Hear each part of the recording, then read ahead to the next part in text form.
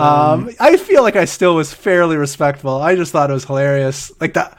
I mean, I would say mostly respectful. Yeah, exactly. I don't think 80% crossed any line. Yeah, 80% respectful, I would say.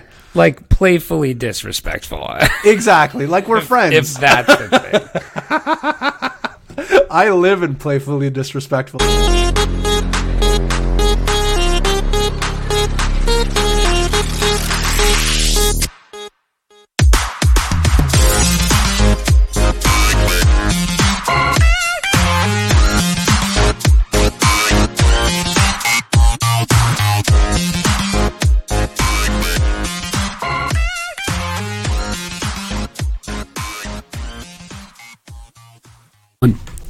Hello and welcome to REKT Podcast. I am Bunchu alongside my esteemed colleague and co-host Crypto Chamber. Chamber, how are you, buddy? Doing pretty good, man. How are things in your neck of the woods right now? I haven't talked to you in a long time. We haven't even really talked. I've been feeling it. I'm going to be honest. I've been unhinged. Really hit me the other day because what I realized is when you don't talk to me, you take it to Twitter. I sure do. And I've noticed that too. I'm like, shit. I'm like, I need to talk to Bunch because I am going insane right now on Twitter. Yeah, when you don't like have the podcast as an outlet, you go crazy on Twitter, which we will get to later.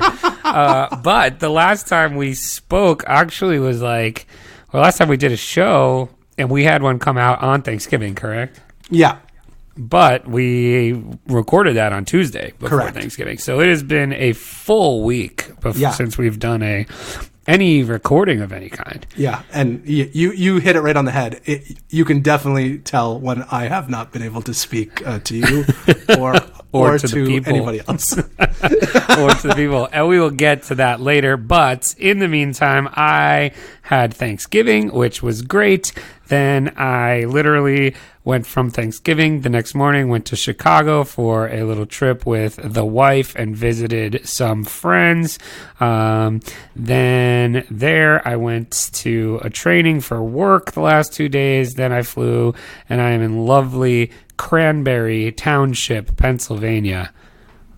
Cranberry Township, Pennsylvania. Right after Thanksgiving. That's terrific. Now, we should talk about Thanksgiving for a second because, or just, you know what, just Bunchu family gatherings in general.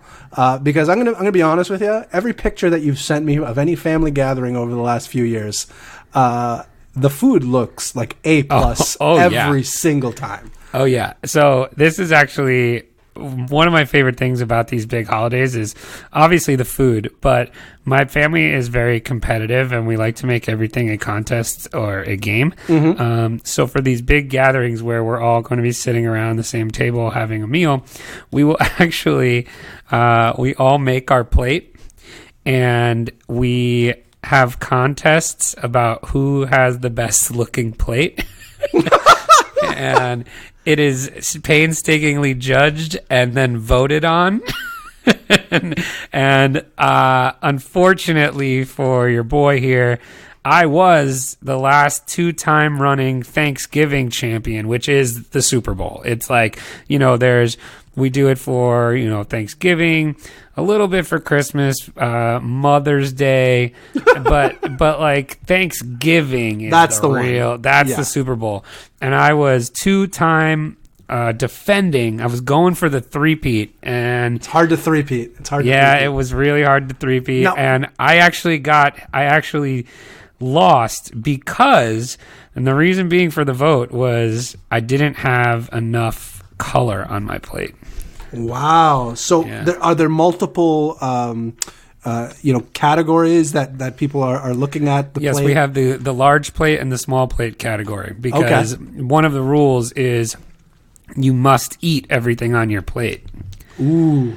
So you can't just, load up to be, oh man, this is really great looking, but you've got too much volume that you can't handle, Right. So that's one of the rules. So we actually voted. I actually printed this is no fucking joke. I'm like telling you, we went to the film.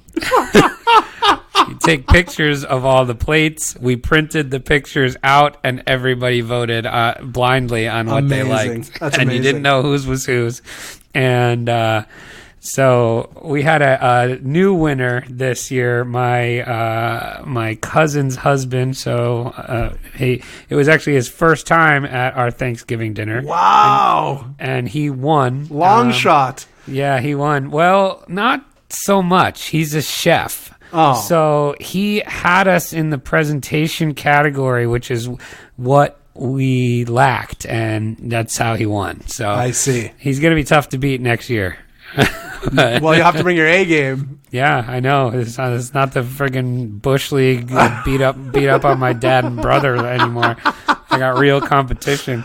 That's fantastic. Well, but so, yeah, I mean, like, you didn't even know I was going to say something like that, but that's what happens at my family gatherings. Amazing. I could just tell from the pictures that this type of these types of shenanigans do not surprise me. That sounds like a good time. Yeah, but Thanksgiving was good. Chicago was good. Now I'm in cranberry. Should have put more cranberry sauce on my damn plate. Might have been a 3-time champion, but I gotta get that color. Yeah, you gotta get that color. Doesn't help that I'm colorblind, so fuck me. Fuck me. Anyway, that's about it. What about you? How you been? I have been okay. You know what? I'm just setting up for the holidays, like, you know, Christmas time and whatnot. We have a big lull between Halloween and Christmas, where, you know, you got, you know, probably 3 or 4 weekends of solitude, which I love. I like looking at my calendar and seeing the weekends, and like, I know nobody's coming to visit me, and I don't have to go anywhere to visit anybody. So I you wish get I had that. Oh, those are great. If you can get a couple of those back, I think I got 3 in a row. You know, I'm in the midst of it right now, and I'm just loving it. So, yeah, you know, Christmas decorations are up. Christmas trees up this week. I put the Christmas tree up this weekend. You know, my wife put the Christmas tree up, but we haven't decorated it yet because we are going to do that together on Friday. That's nice. That's what he did. I went and picked it up Friday during the day. So when my daughter came home from school, the tree was there, and then we... So you do a real tree? Yeah, we do a real tree. I think it's up. I would do a real tree, but I'm not home enough for the holiday to do it. No, that's fair. That's fair. Like, you got to... we're gone for a week, like during the holidays, so like you can't, you know, it's a pain in the ass. Plus, you have the animals and you know. Anyway, but why don't we get right into it? We are going to just hit you with some news.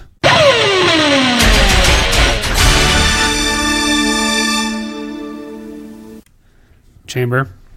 I got some Let's news. get into the news. I got some news for you. This is from theblockcrypto.com. Shocker. Yeah, I know, this is where we like to go to. Bank of France to test digital currency in 2020.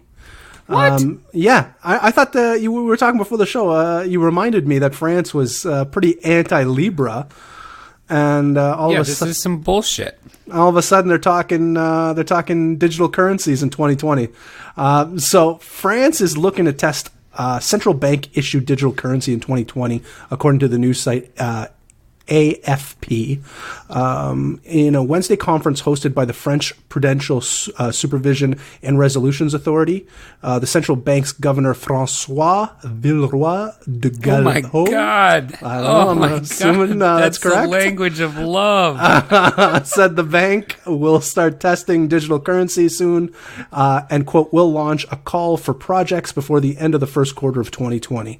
According to Villeroy de Galhau, France is keen on contributing to a digital currency innovation. However, he has also cautioned that the country needs to experiment with the new technology in, quote, a serious and methodical manner. The news came on the heels of France's Minister of Economic and Finance, Bruno Le Maire, calling for the creation of public digital currency at a EU meeting. The minister previously expressed his opposition, this is what we're talking about before, against Facebook's cryptocurrency project Libra, saying that France would block the project if it fails to address concern over the potential threat it possesses to monetary sovereignty. So That's where we are with that. So let's block something that could promote monetary sovereignty, but let's replace that with our coin, French coin, frog coin. Yeah, the ribbit coin. Oh, that's not going to go over well. No, that's all right. Damn it. That's okay. It's good that it's you for once. But no, I think, I guess again, I think anytime a big country talks about blockchain, again, this is obviously going to be a centralized endeavor. But, digital currency and blockchain is definitely positive for what we're looking to accomplish as a cryptocurrency community. So these are positive things. Obviously, China was also experimenting with its own digital currency as well. So these are positive things, I think. What do you think? I experimented with digital currency in college. It ruined my life. I went through a phase. I was just really paranoid the whole time. Yeah. What do you got for us? Well, let's keep in line with the political / crypto news. The BACT CEO Kelly Loeffler to become U.S. Senator in Georgia. So, we all know what BACT is. So, Kelly Loeffler was actually the CEO of the ICE-backed crypto exchange BACT, and she's going to be serving as will serve Georgia as their U.S. Senator starting in January 2020. She's going to be stepping down from her post at BACT after 16 years of working for ICE and leading the company's crypto startup since its launch. So pretty interesting. So we now have the CEO of BACT going to be leaving the company and joining the land of politics. She'll be serving there. But so the interesting thing here, not to get too political, but I guess she got some shit for her. Loeffler was not Trump's preferred choice and has received some criticism from conservatives for her affiliation with a pro-choice hospital. To counter these attacks, she claims in a Wednesday remark that she is pro-wall and pro-Trump, which is interesting. Yep. Ugh. So, but she been at ICE since 2002 and oversaw the company's investor relations, marketing, communication, and operations. So, interesting. So I'm not sure how that's going to affect BACT, but I think having a cryptocurrency advocate as I'm sorry, was it a senator or a governor?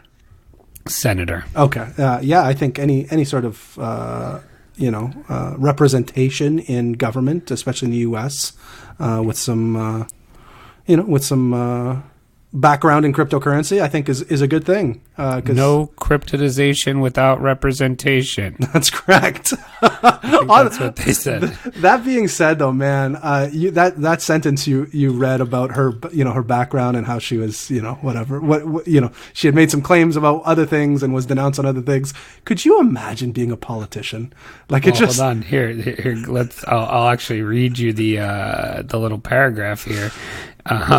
That was just the Cliff Notes. So, oh, goodness. Loeffler's appointment goes against President Donald Trump's wishes to replace, for the replacement in Georgia's 9th congressional district, and is openly against the ongoing impeachment proceedings.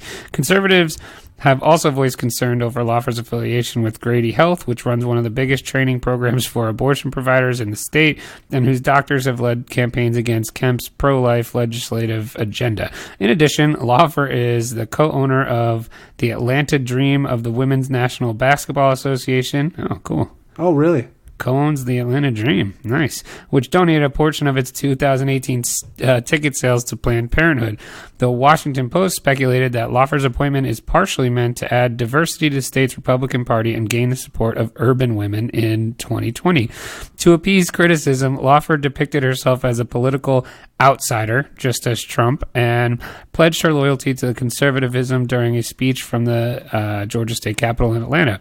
Quote, I've spent my life trying to get to Washington, but here's what folks are going to find out about me. I'm a lifelong conservative, pro-Second Amendment, pro-military, pro-wall, and pro-Trump, she said. I make no apologies for my conservative values and will proudly support President Trump's conservative judges. Wow. That is something. So I'll lead you to, this will go into my real life REKT of the week. Oh, interesting. So, and it's not really that much of a REKT, but it was very awkward for me. So I don't love talking politics. I know you don't. If anything, I like hate it. If anything, you are someone that doesn't like to rock the boat very much. You like a nice, jovial conversation. I'm more of a cruise liner. You know, Absolutely. You don't even feel like you're on a boat. Exactly. You know, you're over there jumping on both sides of the rowboat. Yeah, exactly. A rowboat, maybe with one oar. You know what I mean? Yeah, like that's. And I'm a cruise liner. You don't even feel like you're on a boat. You know what I mean? That's what I'm talking about. So anyway, I'm in the hotel bar having dinner. 2 nights ago, and there's a guy from Minnesota on one side of me, and there's a black guy from Chicago on the left side of me. All right. And they start talking. Presuming the Minnesota guy is a white guy, yeah? White guy, yep. Okay. And so we're all. Does he have a podcast? He probably does. He had a beard, so you be the judge. So we're all sitting there watching Monday Night Football, and that's how like all three of us started conversing. Gotcha. And so then I forget exactly how it happened, but the two of them got into a pretty hearty political debate. Wow. And I'm not exactly sure how it happened. Something must have flashed on the screen, and the guy says to the guy from Minnesota, oh, what do you think? What do you think's he's gonna be, or he's like, it's gonna be a crazy election season or something. Mm-hmm. And the guy from Minnesota goes, it's gonna be a fucking landslide. And then this whole thing went back and forth, and it's like, it was very civil. Right. Like it was a civil conversation. That's what you want. But the funny thing was, and just as I said, like, I'm not trying to rock the boat. Right. So I'm sitting there like, and they're going back and forth, and I'm in the middle, and they are both talking about their views, and they both keep referring to me as we, as in like, they both thought. Both of them thought I was with them. You know what I mean?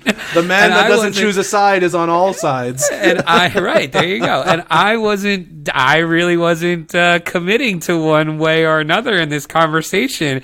But I just thought it was very funny that both of them assumed I was on their side. That is something. Yes. And so the one guy, the black guy goes, he's like, landslide, huh? He's like, man, I wish I could fucking bet on that. And I go, well. Now we're talking my wheelhouse. Right. I go, I got a guy for that. So I actually, to diffuse the situation, I pulled up the Vegas betting odds. And what were they, out of curiosity? Do you remember? So, well, this is before, I guess, they've actually since changed, but it was, Trump is the favorite, for re-election? For re-election at plus 120. And then at the time, Biden was second at plus 620 or 650. And, who was next? Maybe like Bernie or something, or Bernie was plus 850 or something. Man, so some shitty options there for you Americans, by the way. I know. Regardless of what side you're on, those are some real shitty options. So I was gonna. So that's kind of what I said to the guy. I'm like, because he's like, I don't know what you got to do to change this. He goes, I don't know what we have to do to change this guy's mind. And I was like, you got to give him something to vote for, like someone to vote for. I'm like, all these options are kind of shitty. They sure are. So, it was very interesting. So that was my real life REKT of the week. That is very interesting. I was fence sitting on both sides of that because I hate it. Well, I'll tell you what. Every time I go into the U.S. And I talk to my American coworkers and colleagues, for the most part, that I don't know if you guys are more inclined to talk about it. Like in Canada, politics is pretty boring. More recently, it's kind of turned its head a little bit. I think. What's your syrup policy? Right. You pro syrup? Yeah, we're all pro syrup here. It's a pro syrup country. You pro syrup? Yeah. Yeah. You pro syrup? Yeah. Oh, good. All right, good. Yeah, that's pretty good. Oh, syrup. Yeah, pretty good. But I think more recently it's gone a little bit more strenuous on both sides. But I think it's just because of what's happening in the U.S. too. I think it's happened across the world. But man, it's every time I go to the U.S., it's very. People are not afraid to tell me their opinions about literally everything. I'm like, wow. Like I don't have many opinions. I have leanings. I lean to certain things, but I don't know if I would necessarily call them opinions. But yeah, very not very scared to share opinions down there in the U.S. Yeah, I kind of keep my opinions to myself. I'm with you for the most part. You got any more news here? I do have another news report. This is from the Canada of the South, as I like to call it, Australia. Australian authorities seize a record $1 million worth of crypto in drug probe. So the damn crypto's always, always drug dealers, always dealing with them. The Western Australia police force has seized a record 1.52 Australian dollars. I'm assuming that's like 7 gummy bears. Which is roughly 1 million. Come on! I know it's exactly. We have a lot of friends in Australia. That's okay. It's still worth more than the Canadian dollar. Shout out to Jem. Send me Australian gummy bears. Shout out to I Dream of Gems, who is our Australian friend. And for the record, 1.2 or 1.5 million Australian dollars is roughly $1 million in the U.S. Is 8 gummy bears. Is 8. It's technically 8. But they all have to be red. We love you, I Dream of Gems. Sorry. So sorry. I want. Do Australians apologize? I don't know. I don't know. Maybe we'll have to find that out. The police have arrested a 27-year-old man and a 25-year-old woman in the case. The man and the woman are alleged to have imported just under 28 grams of MDMA drug tablets and just under 28 grams of MDMA powder from the UK concealed in a shipping them directly to your house. I know. I'm a big MDMA fan, for the record. Concealed in a children's toy painting kit. That's very smart. This is good. That's a long way to travel, though. You're going from the UK to Australia with drugs. Yeah, that is a ballsy move. As a part of the investigation, isn't that how people got there to begin with, though? I think so. Isn't that exactly the route? I think it was 300,000 UK inmates that were originally transported. That's what I mean. Yeah, that's so those Aussies. You gotta keep your eye on them. God damn it, Cheever. I know. It's whatever. You were making fun of the frogs earlier. Yeah, but Australia is like one of our biggest markets. That's okay. They know I love them. I called them the Canada of the South. You love it's real. Yeah, no, I love my Australian people. As a part of the investigation, the police also seized an electronic device and found about $1.5 million worth of cryptocurrency. It doesn't say which one, though, I don't think. The cryptocurrency seizure is believed to have the highest value. Not Monero. Not Monero. Yeah, correct. It was Ripple for some reason. That's weird. So this is the biggest seizure of cryptocurrency in a drug raid in Australia. And this is as per Paul Matthews, Detective Senior Sergeant and Officer in charge of Drug and Firearms Squad of the police force. Matthews added the identification and freezing of over 1.5 million of cryptocurrency in these circumstances highlights the current digital environment in which law enforcement agencies must operate. Both the man and the woman have been charged with attempted possession of drugs with intent to sell or supply MDMA and possession of prohibited drugs with intent to sell and supply cannabis, per the announcement. Okay, I'm going to go on the record here. Both MDMA and cannabis should be legal everywhere. These aren't bad drugs. If it was, but you don't have opinions. I do have that opinion.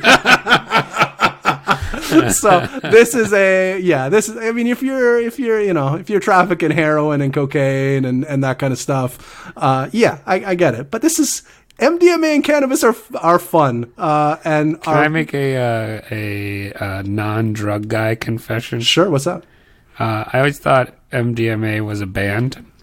It might be like MGMT. Oh, I get it. Like that's what I legitimately mistook the two. So MDMA, I don't know what it stands for, but the street name I believe is Molly, as the kids call it. Right. Yes. It's a good time. Makes you dance a lot. I've dabbled over the years. Big fan. Using using the latest technology and digital forensic techniques, we thoroughly investigate all possible methods of holding financial assets and will target all forms of wealth that may be derived from illicit drug trade. So, if you're dealing your drugs and using Ripple, the Australian police force. Wait, it was Ripple? No, I I'm thought just you were joking. joking. I am joking. But regardless of the cryptocurrency, maybe not Monero. I think you might be okay with Monero, but don't take my advice on that one. Don't take my drug advice on that one. The Australian police force is keen to what you're doing. So watch out, don't trust, verify, I guess is how I'll end that one. What are your thoughts there? Besides, I don't have any. No, don't. I mean, come on, don't be like. I think we've proved that most crypto is not as private or untraceable as you think it is. And honestly, if this is the worst news for drug dealing, and they're only dealing with small amounts of MDMA and cannabis, come on, grow up. All right, fiat is much worse when it comes to drugs. So right, for sure. Yeah. So I guess all three of those are like the political and drug realm. I'm going now with this next one to the world of mass adoption. That was the best one yet. That's what a Hilton Garden Inn acoustic set sounds like. That was good. You get the vibrato in there. Yes. So Block Crypto, Ronaldo's soccer club, Juventus, now has a token that gives its over 400 million fans voting power. So Cristiano Ronaldo plays for the Italian soccer club Juventus, and now it has its own crypto token. Hashtag JUV or Hoove, I guess. So fans can buy this token via socio.com app and get the right to vote on certain club decisions.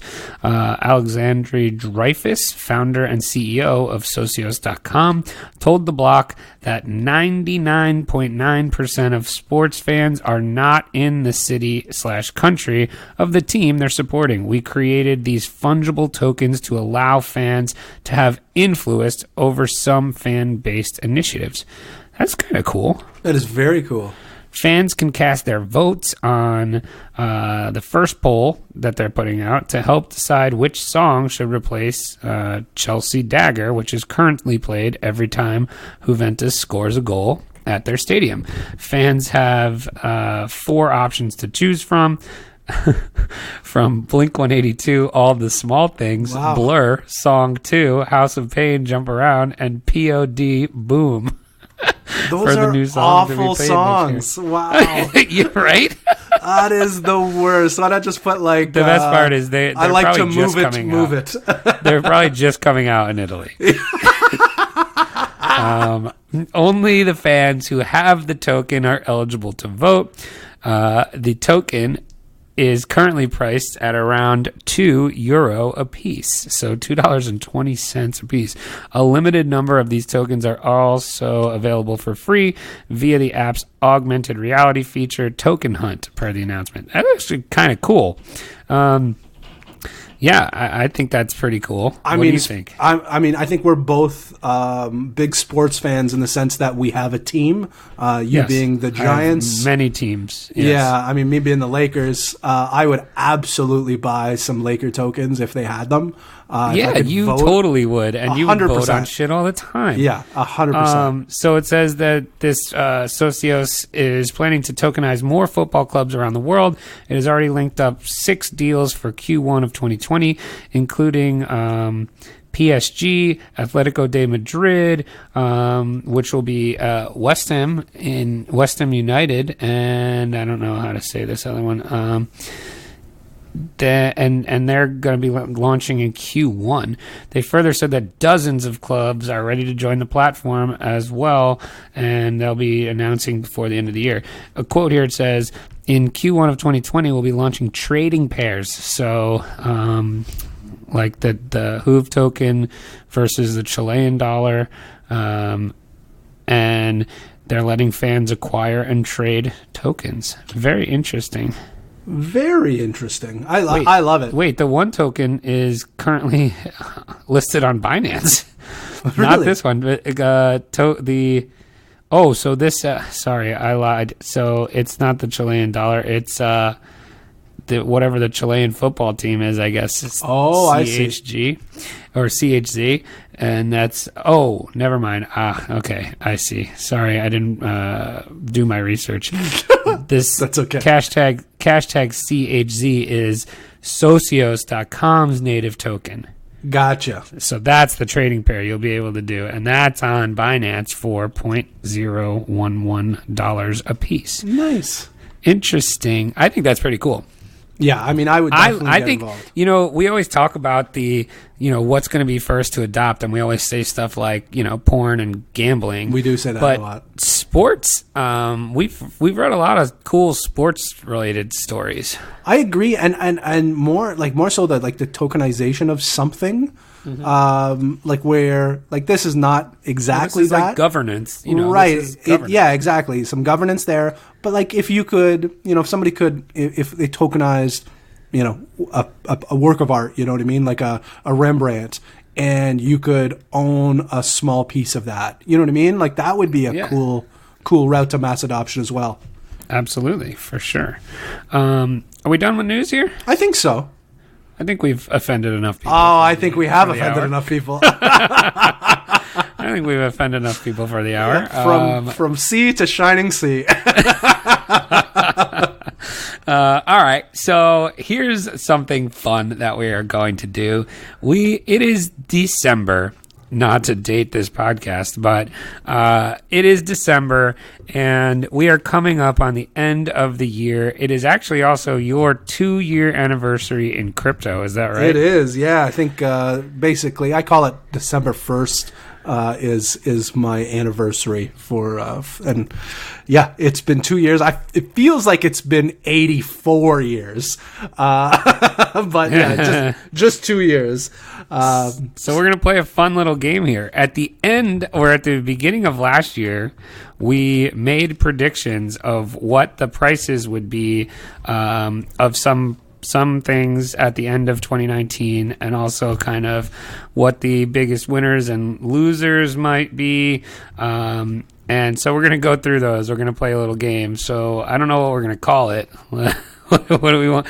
Predictions sure to go wrong? Yeah, exactly. So this is predictions sure to go wrong.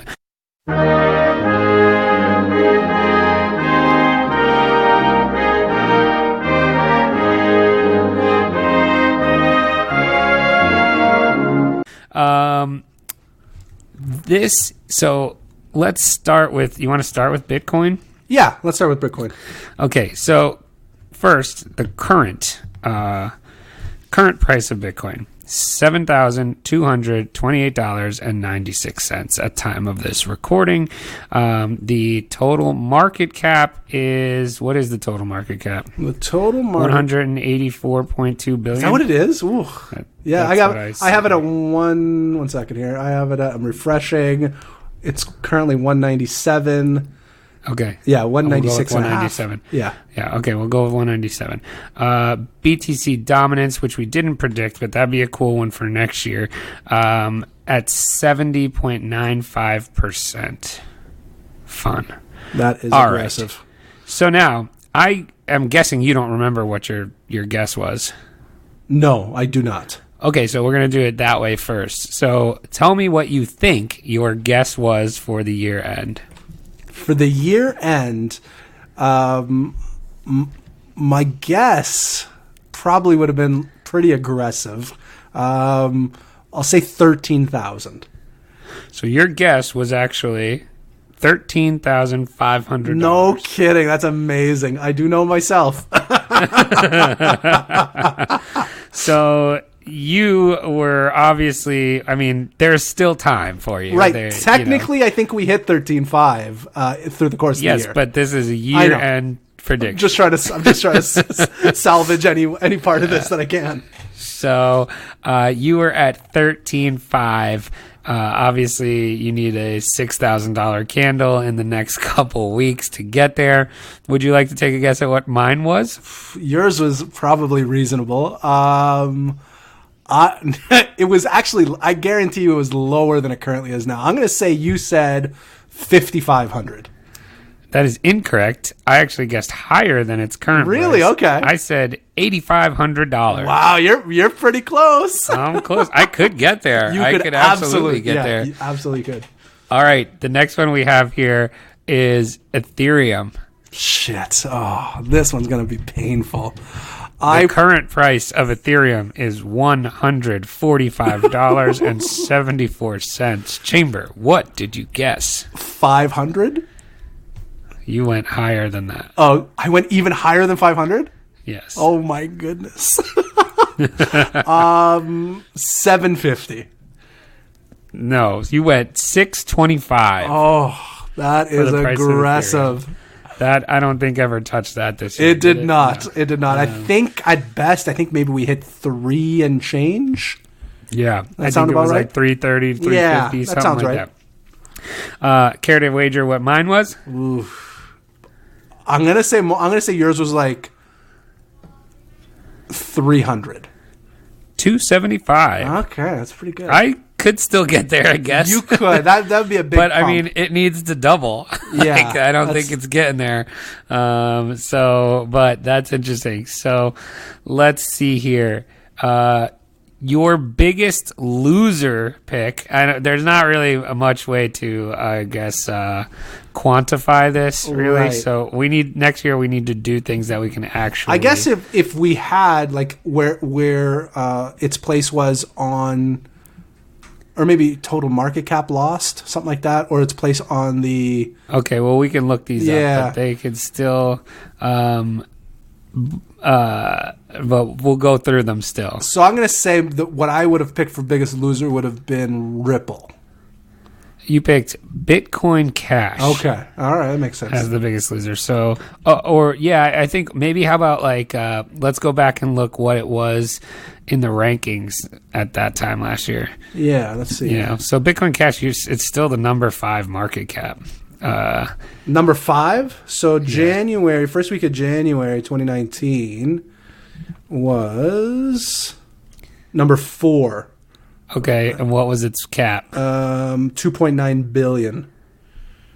Wow. So wait, it actually went up in market cap? How is that possible? I don't know. I don't know. I have market cap. I'm just making sure January. So this is the first week of January 2019. The market cap for Bcash. Oh, maybe because it's split? Yeah, that's probably what it was. Interesting. All right. So, but it went from 4 to 5. Yes. So, a loser, but not that. I would not call it the biggest loser. Would you care to guess what mine was? Tron? Mine was actually Litecoin. Ooh. So from a dollar perspective, probably good guess. What was it? No, I would say maybe from a dollar's perspective. So it was number 6. It's currently number 6, I believe. Yeah, and the market cap was $2.3 billion. It's 2.8. And the price was $39. Oh, wow. It actually is higher than that, too. Interesting. Well, this shows what we know. Not much. here's one I think you nailed. All right. What did you guess your biggest winner would be? January of last year, I probably would have guessed Quant. Is that correct? No, that is incorrect. No. Okay, if it wasn't Quant, what would have? But this one has done pretty good. At least it's still hanging around as something that people are holding. What about like Tezos or something? That's what you guessed. Yeah, that sounds right. Mine was an epic failure. I guessed Monero as my biggest winner, and that is successful. You know what's funny is my mouth said Tezos, but my wallet said Monero, and I hedged Monero all year, and I should have gone with what I said as opposed to what you said. That's really all right. And lastly, here we have market cap prediction. What do you have as the current market cap? I have as the current market cap. You want it currently? Yeah. So currently it is 197. My guess probably would have been 350. Higher. Jeez. 500. Ding ding ding ding. That's so upsetting. That's so upsetting. Way off. Any guess what I picked? I would have guessed 275 for you. I actually went a little higher than that, 296. That's very specific. Yeah. That's funny. All right, well, that was our year-end predictions. Sure to go wrong, so we still have a chance on some of these. A couple. Not very many. No, not very many at all. All right, last segment here. We are going back to Chamber to defend that tweet. The defense is not back, Mo. Hey, just get our energy going at the defensive end. Keep playing defense. You ready for this, buddy? I'm as ready as I'm going to be. All right, so here's the tweet that blew up my timeline yesterday. The tweet from 6:28 p.m., which is correct. 1, all extensive purposes, or 2, all intensive purposes. Defend that tweet. That shook crypto Twitter yesterday. I don't know where I heard it. I heard it at some point yesterday. Whether I think it was maybe I was watching TV and somebody had said it the wrong way and they were getting made fun of, and I forgot which one they said, and I'm like, did they say this one or that one? And I'm like, and I just thought it was a funny tweet because I knew people would get triggered a little bit. I didn't realize they would get triggered that much because everybody lost their shit. A few people caught what I was, throwing down. But for the most part, everybody wanted to correct me pretty quick. But yes, I was first in line. You were the absolute first fish on the line. For the most part, I still don't believe you were trolling. And I will go to my grave believing that's good. I mean, isn't the greatest troll the non-troll troll? The greatest trick the devil ever pulled was convincing the world he didn't exist. That's exactly right. Chaos is chaos, any way you slice it. But yeah, no, I thought that was very funny. Yeah, you were the first one on, and basically I would reply to anybody with just somebody. I don't know if are you a fisherman? Have you ever gone fishing before? Yeah. So that moment when your bait gets hit, and you just reef the line back and you know get a fish on. That's the GIF I was sending everybody yesterday. I got another one. But all night, I think it started off like normally my polls get 50 to 150 votes. This was probably the most popular thing you've ever. I think it got like 500 votes. I'm like, 475 votes, and there's still 25 minutes left. Lots of time left on the. I think this is what you would call ratioed, though. 6 likes and 29 replies. Yeah, people did not like it. They wanted to. But I still couldn't get over how many people voted. So basically, the way you know that I was trolling is because I put a failsafe in the voting system as results for the smart people out there. So there was a lot of smart people, but there were a lot of people that picked the wrong answer pretty frequently. So. So I don't know. That's how you know I was trolling. Is if I was being honest, I probably would have just given those two options. You know what I mean? And I actually think if you were really being honest, you would have deleted the tweet. Exactly. Yeah, that's a good point too. I wouldn't have leaned into it as much as I did. I love it. And you know what's really funny is again, we were alluding to it, that, we hadn't chatted for over a week, and I get a little antsy, when I don't, and I was trying to figure out Twitter. And I would say going into the weekend, I thought I had, solved the Rubik's Cube, because I had tweeted out something like crypto positive. Yeah. And it got like 100 likes. It got a bunch of retweets. I'm like, all right, I think crypto Twitter maybe wants some crypto content, and so then I think I tried maybe 2 or 3 other ones, and they weren't working as well. And then I said, "Fuck that! Let's go back to what I know," and started. So I'm going through your. You could probably see it. You'll be able to see the crypto Twitter positive, and then fuck it, go back to what I'm used to doing. Well. There is a couple here that you have some good amount of likes on, but the delusion that you have 100 likes on any tweet is... No, I would say what was it? It was what did I say? It was something about how many alts there were. I think there was like 4,000 altcoins. Oh, okay. I want to say it was maybe Thursday or Friday. Ago. Maybe it was a little earlier in the week, but I think that one got like 100 likes. And that's the one that made me think, oh, I think I got it. I think I figured it out. And then after that, no, not so much. So then I went back to shit posting. I don't even see that one on your timeline. Oh, 1 second. Yeah. Anyways, I'll tweet it out again. I'll retweet it later.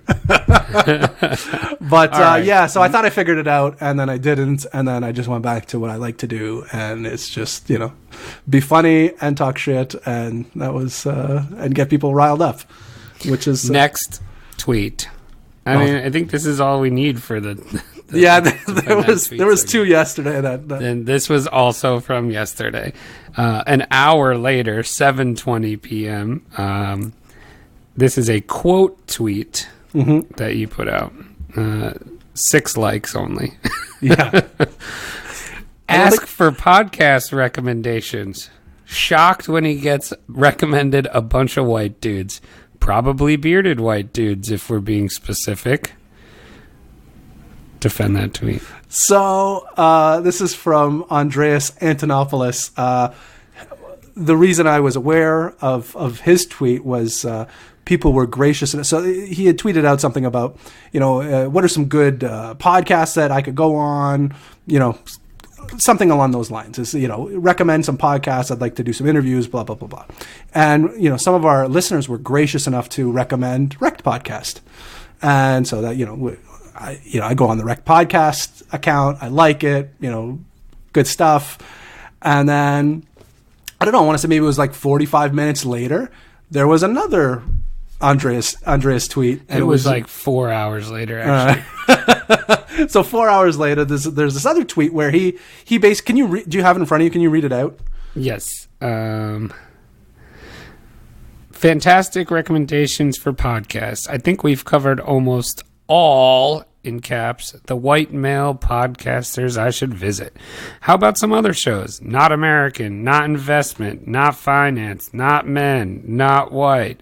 I Can't Change Me, in parentheses, in many of the above, but we can change the other side. Right. And I mean, that I couldn't, I mean, it just set something off of me. I mean, you know me, I definitely lean to the liberal side. I'm not a, someone that will. No, yeah, 100%. Yeah. So, like, normally something like this wouldn't, I would think, trigger you as hard. No, I think it just triggered me. I was just like, I just didn't understand what he was saying. Like, you're asking for podcast recommendations, and I mean, it's a joke. I mean, we'll occasionally do interviews where we see the other person doing a podcast. You know what I mean? And they look 9 out of 10 times they look exactly like we do. You know what I mean?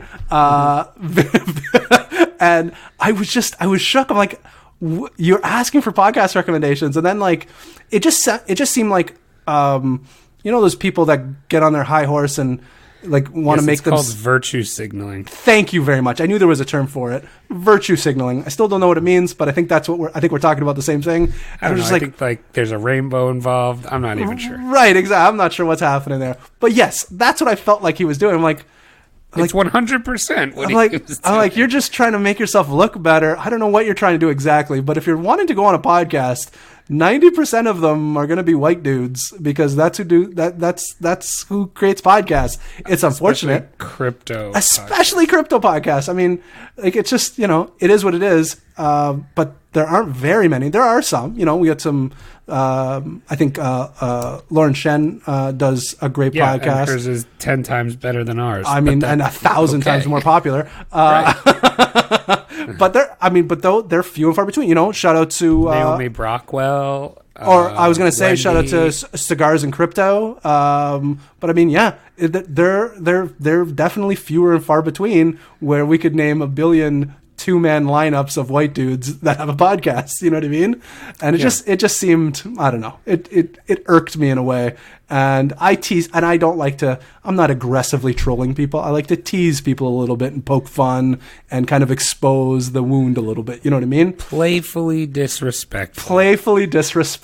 Correct. And honestly, I think since I've been like 3 years old, I think that's kind of what our whole podcast is. Absolutely. So, but he responded back to me. Yeah, he got up in your business. Yeah, he got up. I'm like, well, I got to bring Bunchu into this. And I didn't say a fucking word. No way. Because as we've decided earlier in the show, I am the cruise liner. That's right. And I think I said, so you're still... so is that a yes for coming on REKT podcast? Because Bunchu and I identify as cartoons. Yeah, I thought that was funny. And that he didn't like it. He didn't block me either. So silver lining. I was waiting. So I'm like playfully disrespectful. Yeah, I thought I was definitely teetering on being blocked and was not. So you're. Oh, shut the fuck up, dude! What? Live. Yeah. Breaking news. What time is it? It's 6:11. Dude, this must have been literally while we were recording at 5:26.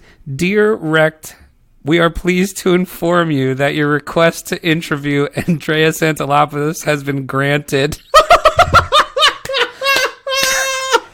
I am maintaining Andreas' schedule and will be arranging for a call between you and Wow! Andreas. Amazing. What a turn of events. Holy shit. Dude, I was just like messing around on my phone. I'm like, oh, we have a couple emails. I thought you were going to say that I've been blocked. I thought that's where this was going. I'm like, dude, I can't even believe it. No one's going to believe that that's an actual thing. That's amazing. I have the tab up on mine. I could see that there's an email in there, but I haven't checked it yet. So that is absolutely fantastic. So, my what do we call it? My playful, playfully disrespectful. My playful disrespectfulness, achieved us a interview with Andreas. So obviously, you can guarantee we're bringing this up. It's 100% coming up. So more to come. So defend that tweet. Worked out all right. That's amazing. I can't think of a better end to the show. Let's land this bird. That is it. Until next time, don't get wrecked, and that is financial advice.